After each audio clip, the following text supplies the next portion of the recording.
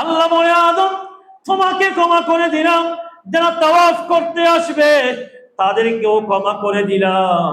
শুধু তাই নয়, যারা তাওয়াফ করতে আসবে ওই তাওয়াফকারী ব্যক্তিগুলো যাদের জন্য ক্ষমা চাইবে আমি আল্লাহ তাদেরকেও ক্ষমা করে দিলাম। শুধু যারা তাওয়াফ করবে তাদেরকে নয়, ওই তাওয়াফকারীরা আল্লাহর ঘরের মেহমানরা যাদের জন্য দোয়া করবে আমি আল্লাহ তাদেরকেও ক্ষমা করে দিলাম। সুবহানাল্লাহ বলে। এই জন্য হাজী সাহেবদের কাছে আমরা কি চাই? না কেউ আচরাই নিয়ে হই, হজ করতে গেলে আমরা কি হই? কেন দোয়া করছি, কেন দোয়া করছি, আল্লাহ কেন দোয়া করছি?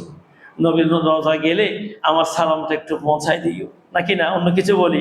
খবরদার মনে নাই আবের সময় কেন যায় না, আমার 10 টাকা নিবা, খেজুর আনিবা, জমজমুর পানি, কি বলেন? এগুলো কত মহাব্বতের মানুষরা বলতেও পারে, কিন্তু আমরা সব সময় বলি একটাই কথা, আমার জন্য একটু দোয়া করিও। কি করিও? বলেন না, আমার জন্য একটু দোয়া করিও। সত্যিকার অর্থে যদি ওই ব্যক্তিটা মকবুল হজের অধিকারী হয়ে থাকে, তার হজ যদি আল্লাহর দরবারে কবুল হয়, ওই ব্যক্তি যদি মকবুল হয়, তার দোয়া তো কবুল হবে হবে। ওই ব্যক্তিগুলো যার যার জন্য দোয়া করবে তাদের গুনাহও আমার আল্লাহ ক্ষমা করে দিবে। সুবহানাল্লাহ বলেন।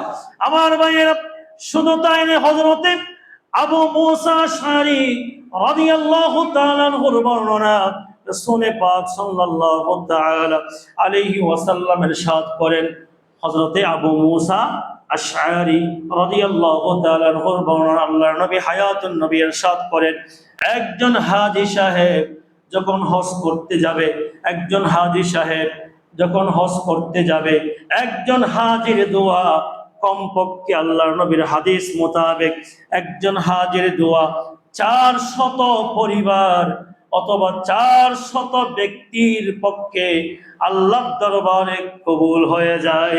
সুবহানাল্লাহ। একজন